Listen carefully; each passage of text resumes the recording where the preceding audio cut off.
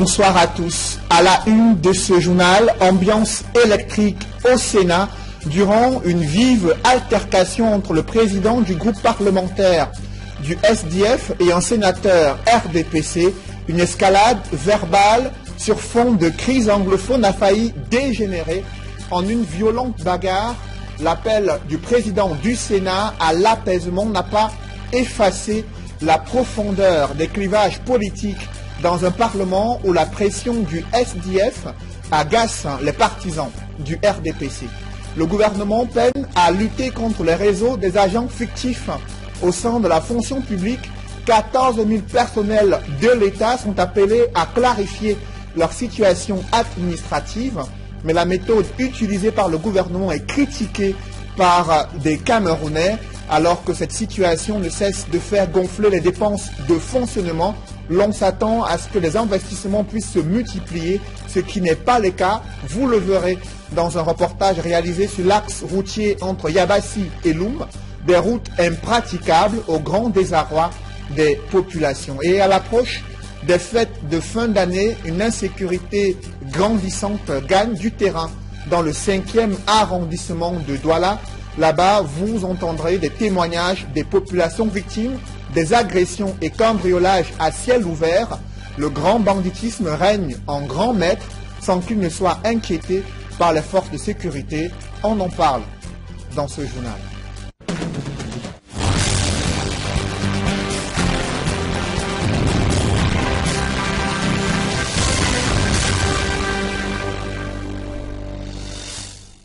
Merci de suivre cette édition complète de l'information sur Equinox Télévision.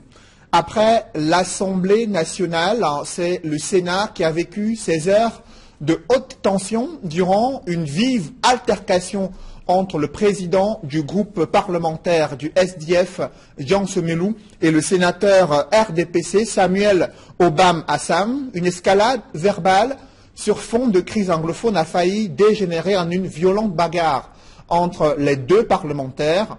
L'appel du président du Sénat à l'apaisement n'efface pas pour autant ces clivages politiques qui ne cessent de s'exacerber à l'Assemblée, au Sénat, où doit se tenir, où le SDF souhaite un débat sur la crise anglophone.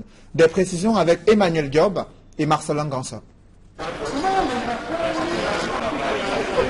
Rarement une plénière du Sénat n'a été aussi tendue que celle du 5 novembre 2017, au point d'amener le président de la Chambre haute du Parlement à adresser un carton jaune à deux de ses collègues.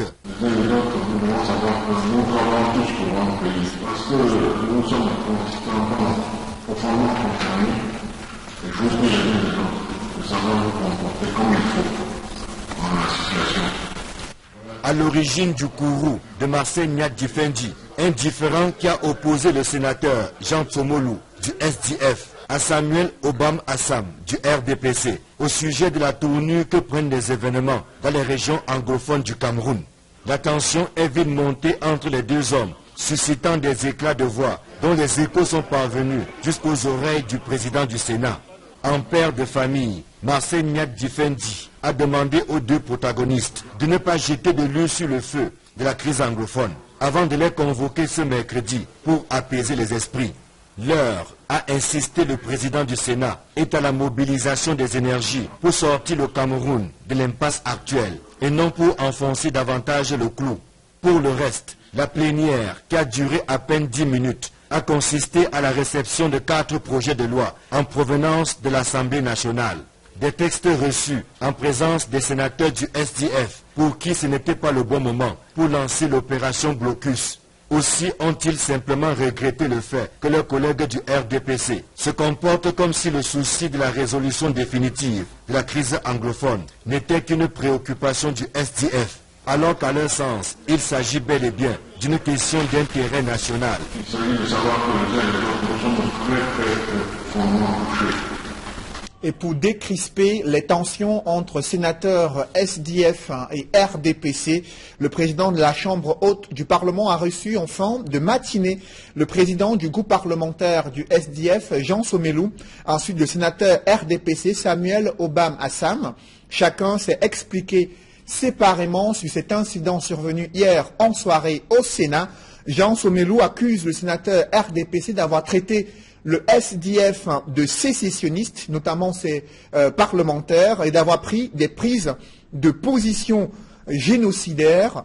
À son tour, le sénateur RDPC a déclaré, selon des sources, qu'il a simplement critiqué la méthode de blocus utilisée par le SDF à l'Assemblée nationale.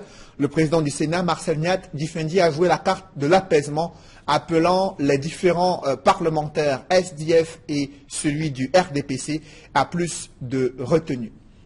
Malgré la pression de ces parlementaires du SDF, le Parlement reste quelque peu indifférent à cette revendication sur l'inscription d'un débat sur la crise anglophone en session plénière. Pourtant, l'annonce d'une réunion du bureau de l'Assemblée nationale avait laissé entendre une possibilité d'accéder à cette requête. Officiellement, rien n'a été dit sur la crise anglophone. Les membres du bureau de l'Assemblée nationale se sont plutôt penchés sur le budget de cette chambre basse du Parlement et le projet de construction de la nouvelle Assemblée nationale au Cameroun. Des précisions avec Guy Zogo et Joël Essengé. L'annonce de la tenue d'une réunion du bureau de l'Assemblée nationale a laissé croire à l'imminence d'importantes résolutions de la part de la chambre basse du Parlement.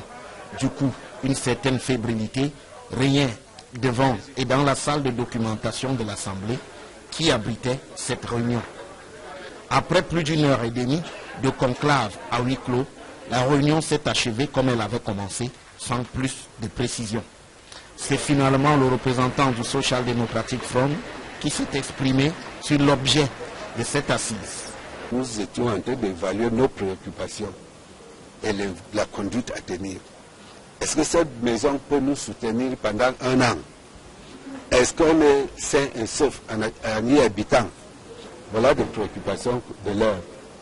Pour le budget, il n'y a pas de choses particulières, parce que le budget de l'Assemblée, c'est repliant presque.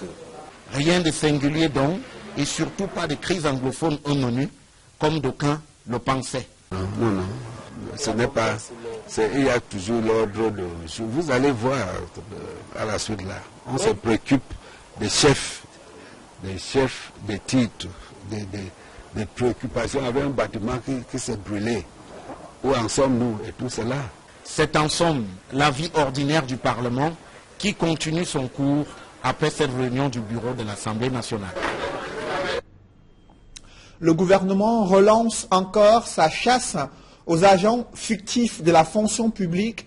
Ils sont près de 14 000 personnels de l'État qui doivent justifier de leur contrat d'intégration et de leur activité au risque d'être radiés de la fonction publique. Cependant, ce processus d'assainissement du fichier solde de l'État est une vieille méthode inefficace qui peine à produire des fruits escomptés, des résultats escomptés, à savoir assainir le fichier solde de l'État.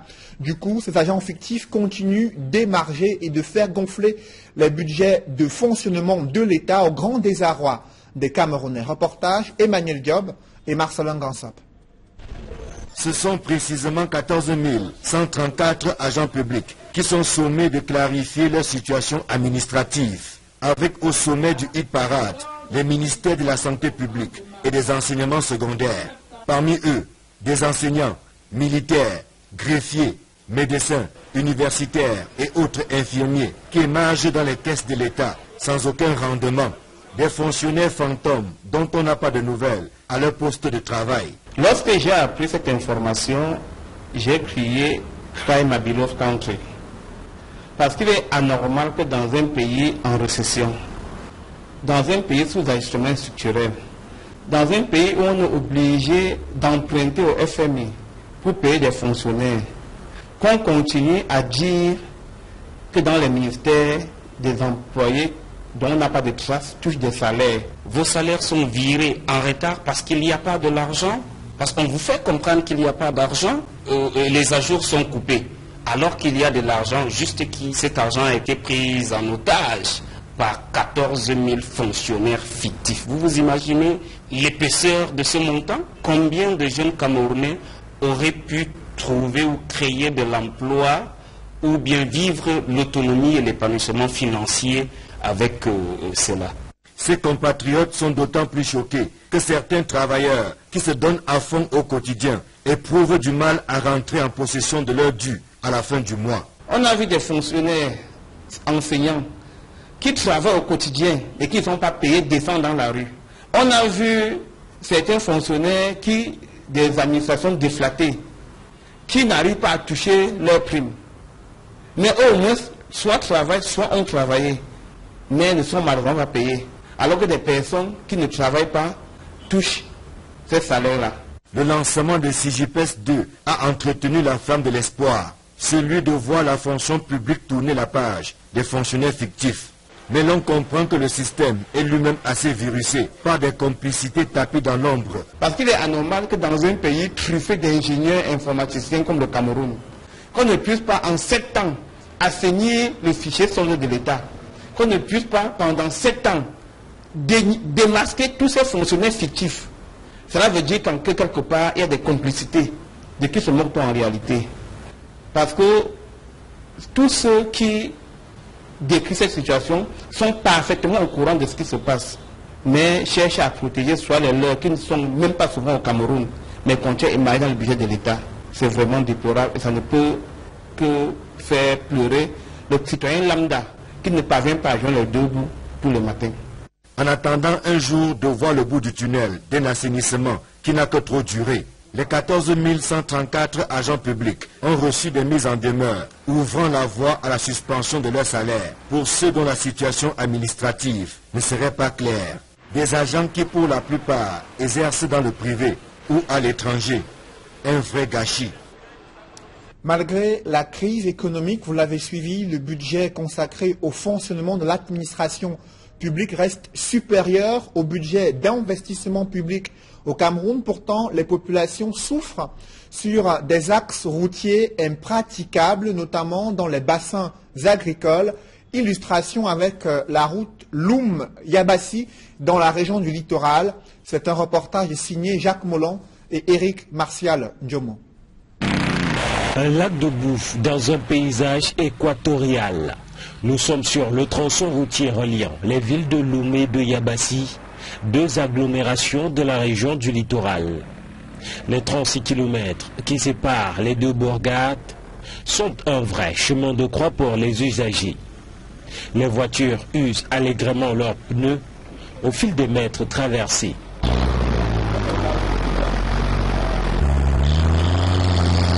Il faut parfois, pour le conducteur, s'arrêter pour dégager à main nue les obstacles sur la route. Ces véhicules ont la particularité d'avoir été retouchés par des mécaniciens locaux pour améliorer leur adaptabilité à cette route et à ces handicaps. Transportés ainsi, les passagers peuvent débourser parfois jusqu'à 10 000 francs CFA pour les 36 km parcourus. Pour nous, maintenant, ça coûte les 10 000 francs pour une personne. En temps normal, le plus souvent, ça fait un trajet de 4 000. L'autre alternative, ce sont les motos. Celles-ci, grâce à la finesse de leurs pneus, créent de véritables tranchées dans la boue. Très souvent chargées, ces motos représentent un vrai palliatif et une solution pratique pour braver cette route. Les conducteurs sont presque toujours chaussés de bottes. J'ai deux amis aujourd'hui qui ont des trucs à faire à la maison, qui ne peuvent plus nourrir les familles à cause de cette route. La solidité de ces engins est mise à rude épreuve, les pannes se multipliant au fil des traversées de bourbiers. L'état de notre route, là, tous les jours il faut entrer, on sort, on a panne, tous les jours on entre, on sort, on a panne. Il faut dépenser beaucoup sur l'engin, vraiment. Exaspérés par la situation, les habitants de Yabassi ne savent plus à quel sens se vouer. Un avortement à cause de cette route. Chaque jour, on vient nous tromper, nous sommes fatigués. Nous ne voulons même plus que vous nous posiez des questions, parce que ça ne nous sert plus à rien. La localité est pourtant fertile au niveau de son sol. La terre est généreuse avec ses fruits. C'est la route qui manque le plus pour les écouler. Le plantain pourri au champ. Je sors pratiquement 10 tonnes de plantain par mois. Mais par moment, on n'a pas la voiture, ça pourrit. Voilà le sac de noix. Pour quitter d'ici aller à Lou, je paye 3 000 à 4 000 francs le sac. Et ça n'arrive même pas à 3 km. La Russie était une route, un boulevard. C'est comme le piste de rat aujourd'hui. Normalement, il a négligé. Parce que moi-même, je suis venu, voilà mon champ ici derrière. Je suis venu depuis 1975. Mais les travaux publics qui étaient comme ça, chaque année, à partir de 10 octobre, ils venaient arranger la Russie là. On ne souffrait même, les taxis faisaient les navets de Lumyabasi même. Mais actuellement, il faut la voiture avec le réducteur. Vous arrivez au niveau de Carrefour Mabombe là, à jour, on peut retirer au moins 10 camions de plantains là-bas. Mais où est la route? Il faut louer la voiture au moins à 80 000 francs pour porter au moins un tour de plantain à Mabombe pour venir peut-être de Lumyabasi, c'est au moins 7 km. Mais il faut voir combien on dépense. Après avoir bravé les bourbiers, les usagers doivent affronter un pont en état de décrépitude avancée. Ici, même les passagers d'engins à 2 roues traversent à pied, de peur d'être en surpoids sur la moto et donc de se retrouver à plusieurs dizaines de mètres en dessous, au fond de la rivière. Les populations riveraines pointent un doigt accusateur sur les hommes politiques du coin, présentés comme de véritables démagogues. C'est vraiment nos routiers. Vraiment, s'ils pouvaient retoucher nos routiers, c'est qu'on devait être vraiment très fiers. On ne demande pas aux grandes choses. C'est bien qu'après, si nous retouchons les routiers, c'est qu'on serait vraiment très fiers. Que de nous promettre ciel et terre, bien après, c'est qu'on leur fait qu'ils nous touchent seulement la routier. Là, on serait très fiers. Les promesses sont qu'ils vont nous arranger la route parce que nous avons 2 promesses. Nous-mêmes, nous n'avons pas 2 pleurs. Nous avons les mêmes pleurs et nous avons les mêmes promesses qui ne se réalisent jamais. Indexés, ceux-ci accusent le laxisme du gouvernement. Cette route de Bonken à Mabombe, c'est une route départementale. Donc, naturellement, la responsabilité incombe aux travaux publics. Le pont est complètement aujourd'hui mis en danger tout automobiliste ou cycliste qui s'aventure de ce côté. Donc, il faudrait que les populations comprennent que ce n'est pas la faute à nous. Parce que nous, au niveau de la mairie, nous n'avons pas les capacités ni les moyens nécessaires pour entretenir la totalité des services.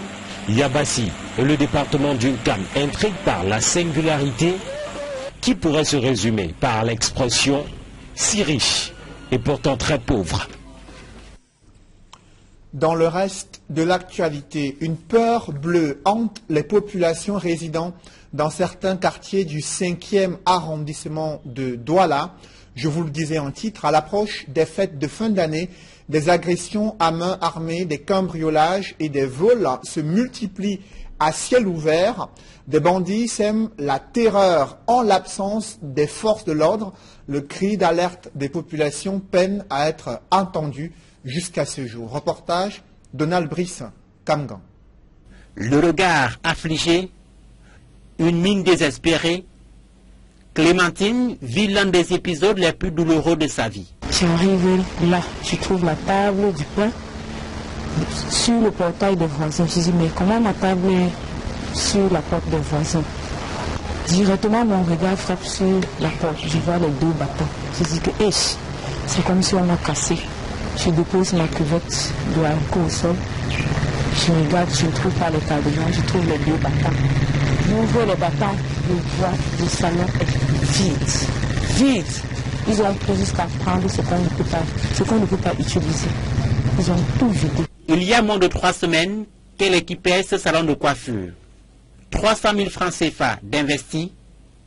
La visite des malfrats lui a été sans compassion. Ce n'est que Dieu. C'est Dieu qui me fortifie. Parce que si l'argent m'appartenait, oui. Je pouvais dire que je vais travailler chargé doucement. Je vais prendre 300 000 euros. Je vais prendre 300 000 euros. C'est seulement Dieu, je regarde seulement à Dieu. Ici, chez Blaise, près de 700 000 francs CFA, coût estimatif, du matériel dérobé lundi. Le tenancier de la menuiserie métallique est sous la pression de ses clients qui attendent d'être servis. Je suis en train de faire comprendre à mes clients de venir même au lieu. Donc, voir franchement ce qui m'est arrivé pour qu'ils me donnent un peu de patience. Et si je peux franchement, je peux aussi me mettre pour essayer de les satisfaire. Plus loin chez Mirabel, près de 600 000 francs CFA de produits et équipements emportés, elle tente de s'y remettre.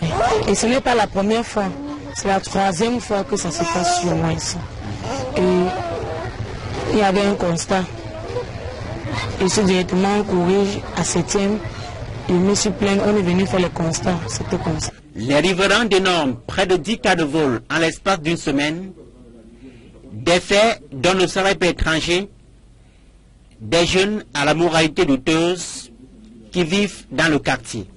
Face à ce qui apparaît comme un sentiment d'abandon, les populations du lieu dit marqué prématurité n'ont qu'un seul vœu, la création ici soit d'un poste de police, soit d'un comité de vigilance.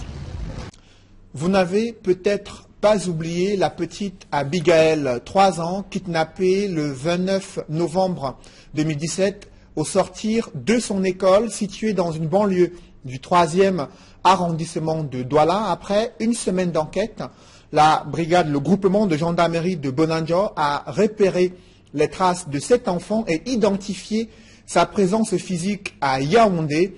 La petite Abigail a été ramenée à sa famille du côté de Douala. Au-delà des retrouvailles riches en émotions, des zones d'ombre persistent sur les mobiles de l'enlèvement de cet enfant et l'identité du ravisseur. C'est une enquête signée Innocent Abega et Julienne Berthe-Bissaille.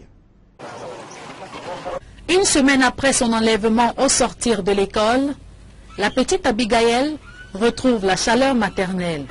Stéphanie, sa mère, a enfin le cœur apaisé. La joie est tellement immense que je ne sais comment l'exprimer. Tellement. La joie d'une mère qui retrouve sa fille. Ma petite Abigail, je l'ai retrouvée. Dieu merci. Ce dénouement heureux intervient après une série d'investigations menées entre Douala et Yaoundé. Les éléments du groupement de gendarmerie de Bonandio, sous la conduite du colonel Mvundi, ont retracé les pas de cet enfant et localisé sa présence chez ses présumés kidnappeurs résidant à Yaoundé. L'une des suspectes interpellées gardait la petite Abigail chez elle sur instruction de son compagnon, présumé auteur du kidnapping. Je suis venue à Douala depuis mardi. Mercredi, mon ami m'a appelé. Il m'a dit qu'il a des problèmes avec la mère de l'enfant. Il a pris l'enfant, il est venu me donner l'enfant. Et comme lui, il a les problèmes avec la mère de l'enfant, moi, il doit garder l'enfant. Il a appelé, au même mercredi, il a pris mon téléphone. Il est parti avec. Il a appelé par le numéro de ma belle-sœur. Pour dire que c'est comment tu ne viens pas prendre ton enfant. Puisque moi, il doit rentrer pour partir à l'école. Il m'a dit qu'il vient, il vient. Maintenant, jeudi dans la soirée, ma belle-sœur est partie à un dé là. Moi, elle me dit que le gars ne vient pas. Il m'a dit qu'il arrive. Elle me dit donc s'il vient, il doit partir avec son enfant. Quand il vient, il est venu avec son ami motoman. Il me porte. Il me dit que tu vas rentrer avec l'enfant. C'est là que je suis rentrée avec l'enfant. Moi, je ne connaissais rien de ce qui se passe. Je ne connais rien. Je me trouve dans les problèmes, je ne connais rien. Et après, les enceintes de vie, je ne connais rien. Loin de s'imaginer que son compagnon venait de l'impliquer dans une affaire d'enlèvement, Marie ignorait les conditions dans lesquelles cet enfant avait quitté Douala pour Yaoundé. Je n'appelle pas mon numéro, je peux au corbeau, je n'appelle pas mon numéro. Je dis que viens récupérer ton enfant. Il y avait le même d'apprêter l'argent là-bas au quartier pour venir remettre l'enfant. Tout seul à la maison, on n'a pas de télé, rien. Depuis la disparition de cet enfant, une question taraude l'esprit des enquêteurs. Quels sont les mobiles de l'enlèvement de la petite Abigail? Une controverse est née sur les relations exécrables entre la mère et le présumé auteur du kidnapping, considéré comme le géniteur de cet enfant. Une polémique contestée par la mère de la petite Abigail. Comme on dit qu'Abigail est notre papa et que c'est lui qui aurait enlevé l'enfant, qu'il se présente et qu'il dise que c'est bon. Je veux le voir à quoi il ressemble. Je veux voir à quoi il ressemble. Parce qu'en ma connaissance, Abigail a un seul père, un seul et unique père, qui est mon fiancé, avec qui on vit d'ailleurs. C'est pas que je suis ailleurs, non. On vit ensemble. Abigail n'a jamais eu de problème de père. Mais ça ne se pas qu'on soit une histoire de nulle part. Je ne sais vraiment pas. Le présumé auteur du kidnapping court toujours et sa compagne qui gardait l'enfant a été relaxée pour fait non établi. L'enquête se poursuit. Parlons à présent d'une œuvre d'art érigée en plein centre-ville de Douala et qui divise déjà l'opinion. C'est l'œuvre d'une artiste française venue demander pardon aux Camerounais dans le cadre d'un festival culturel de la ville de Douala. Cependant, lors de l'installation de cette œuvre d'art, les populations ont manifesté leur mécontentement. Reportage Warren Zede et Ket Diara. Ça ne sert à rien, on enlève, ça ne sert à rien. Ça ne sert à rien là-bas. Ça c'est pour nous montrer que nous, si c'est on ne peut pas mettre comme ça. Donc ça ne sert à rien, on enlève. Nous aurons souhaité avoir des monuments des hommes, des martyrs, de nos martyrs, à savoir les Ernest Wandier, les Félix Moumi, les Nenda Afanda et les consorts. À peine installé que déjà il fait polémique. Le monument de la honte, comme il l'appelle, qui représente l'artiste française Sylvie Blocher, tenant entre ses mains un tableau sur lequel il est inscrit « Bien que je n'en ai pas le droit, je vous présente mes excuses ». Fin de citation. Il a été installé en présence d'une forte délégation d'artistes impliqués dans le projet dénommé Sud 2017, le canal par lequel est passé l'artiste, pour faire accepter son œuvre. Pour elle, il s'agit d'une œuvre d'art porteuse de sens, celui du pardon. Je dis aux Camerounais que les Français ont fait des choses. Ils ont tué des Camerounais. Vous attendez toujours des excuses, mais je n'ai aucun droit officiel de vous les faire. Ça se passe juste dans l'art. Et en fait, ce qu'il faut, c'est parler.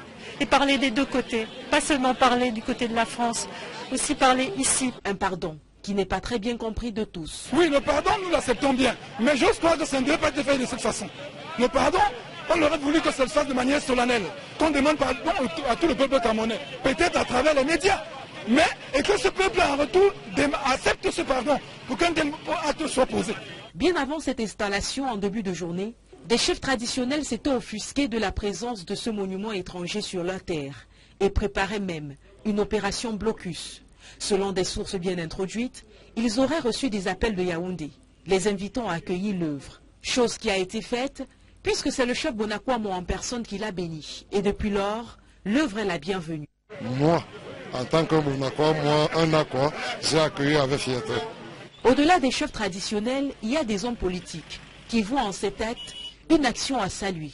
Pour eux, la polémique créée par le monument n'a pas lieu d'être. Il faut qu'on demande à l'État camerounais d'honorer nos martyrs. Et non pas de dire à une Française qui est venue dire « Excusez-moi de ce que mon État a fait contre vous », non pas de la rendre coupable de tous les maux. André Blaise et Sama, qui s'était énergiquement opposé à l'installation de ce monument, a été interpellé mardi soir et gardé à vue à la brigade de gendarmerie d'Aqua Sud. À l'heure où nous produisons ce reportage, on nous apprend qu'il a été déféré à la prison centrale de Newbel. Pour mémoire, il a tenté il y a plusieurs mois déjà d'ériger une statue de John Gufoncha à cet endroit. Mais après avoir été installée, elle avait été emportée par les forces de maintien de l'ordre, sous les cris de la population présente. Parlons à présent de ce festival des arts et de la culture Bangou qui draine du beau monde à la place des fêtes de cette localité située dans la région de l'Ouest. Une occasion pour des visiteurs de découvrir les us et coutumes Bangou. Reportage d'Alastiana et Jean-Paul Chouniat. À l'ombre des grands baobabs, à la cour de la chefferie supérieure, des activités de la 4e édition du Festival des arts et de la culture Bangou. Pour ce lancement officiel, sont présents les fils et filles Bangou du monde entier, autour de leur roi, Sa Majesté Tayo II Marcel.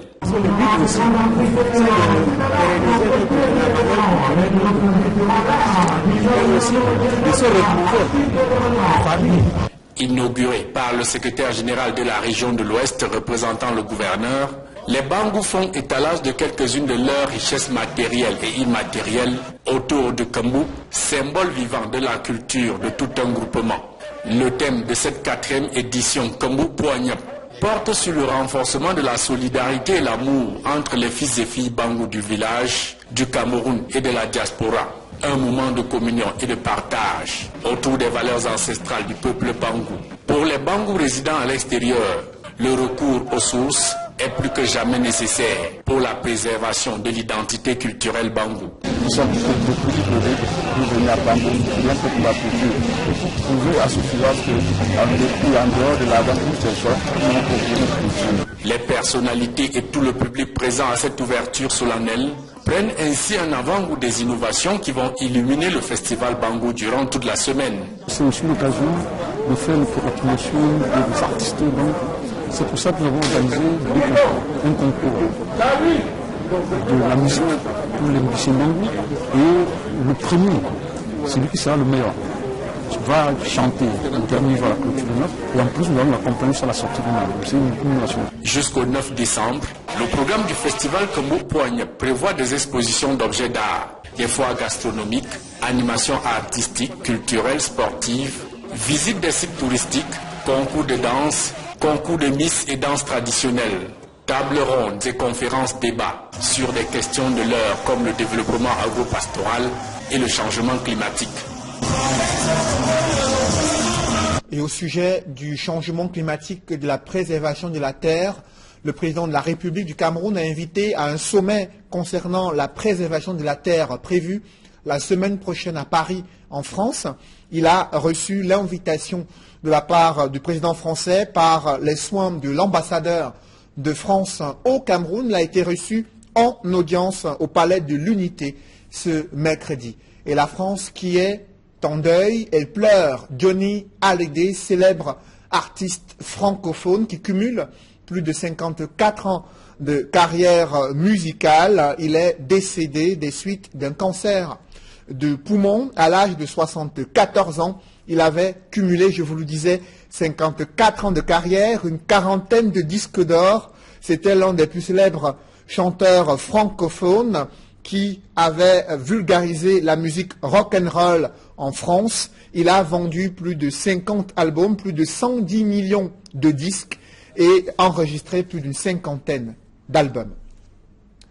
Toujours dans l'escale internationale, la Guinée-Conakry confrontée à une grogne sociale au sein de la communauté éducative. Cette fois-ci, ce sont des élèves qui sont descendus dans les rues pour réclamer le retour de leurs enseignants dans les salles de classe, enseignants qui ont déserté les salles de classe pour eux aussi revendiquer l'amélioration de leurs conditions de travail, et les pouvoirs publics guinéens qui minimisent l'impact de cette grève.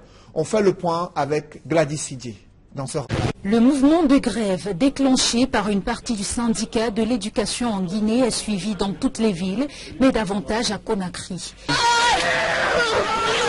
Les élèves et étudiants sont descendus dans les rues, scandant des slogans hostiles au président guinéen et son régime. Les manifestants sont allés jusqu'au palais présidentiel devant la primature, à l'Assemblée nationale, où les députés ont été surpris par un rassemblement des jeunes scolaires. Ces derniers avaient appris que le ministre de l'Éducation nationale devait défendre son budget devant les élus du peuple. Des effigies du président Alpha Condé ont été arrachées au passage. La police anti-émeute a été déployée pour disperser les manifestants.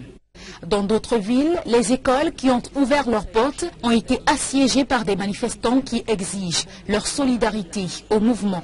3 semaines que les enseignants refusent de reprendre le travail. Et ce, tant qu'ils n'obtiendront pas gain de cause, une augmentation de leur salaire. Le gouvernement, qui semble minimiser l'impact de cette grève, refuse de dialoguer avec les frondeurs. En République démocratique du Congo, le nouveau code électoral a été adopté en l'absence de l'opposition.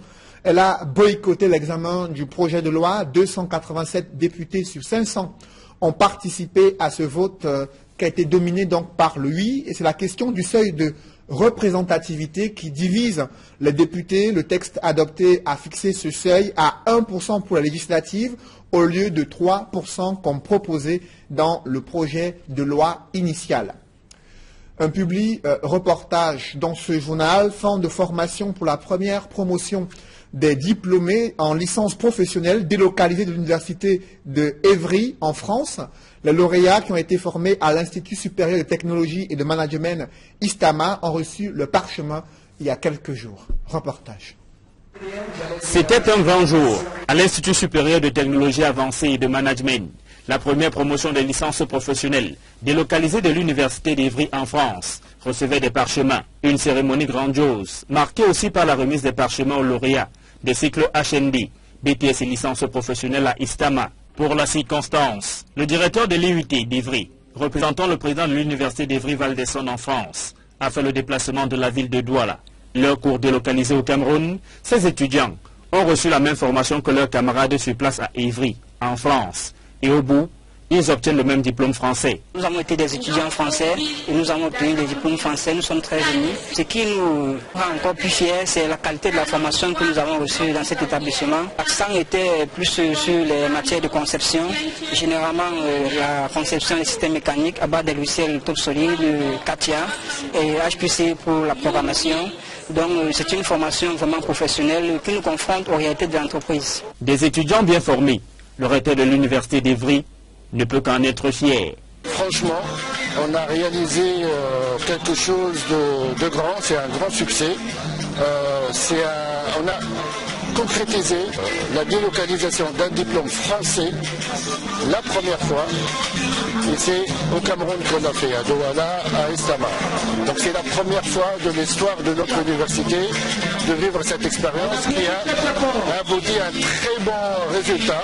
À Istama, le président du conseil d'établissement se félicite également de ce partenariat avec l'Université d'Ivry. C'était un sentiment de satisfaction parce que c'est vrai qu'au départ, on ne savait pas ce qu'allait devenir cette première promotion. Dieu merci que les choses se sont bien passées et aujourd'hui on voit le résultat. C'est un privilège pour les étudiants d'Istama parce que nul autre part ailleurs qu'à Istama, on n'a pas ce genre de partenariat avec les universités d'État qui délivrent des diplômes d'État ici au Cameroun. Satisfaits eux aussi de la formation qu'ils ont reçue à Istama, les lauréats des cycles HND, BTS et licences professionnelles sont prêts pour le monde de l'emploi. It is very important for us because this is a stepping stone to greater goods in the world, and we can accomplish this. Istama has given us a great opportunity, and this is the second year, so we are going to keep going, third year, and then get to our masters and become better people in the world, help the world however we can. Les formations délocalisées pour obtenir les licences professionnelles à Istama se déclinent dans l'ingénierie de conception mécanique et environnement, logistique et pilotage des flux, e-marketing, e-commerce. Istama, réussir, c'est savoir choisir.